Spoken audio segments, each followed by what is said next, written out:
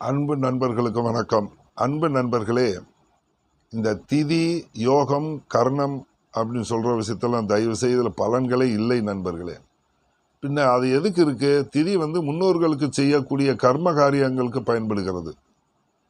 அதே போல் பார்த்தீங்கன்னா திதி என்று சொல்லக்கூடிய நட்சத்திரத்தை அந்த சந்திரனுக்கு ஒளி இருக்கிறதா என்பதை பார்ப்பதற்கு ஒளி அமைப்புக்கு திதி பயன்படுகிறது.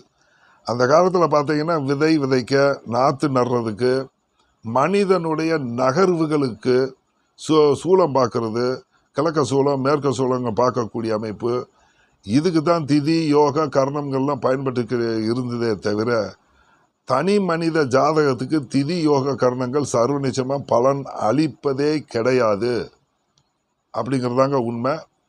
இதை திதி யோக கர்ணத்தில் பலன் இருக்குன்னு சொல்லி நம்பிக்கிட்டு இருக்காதீங்க. சரிங்களா?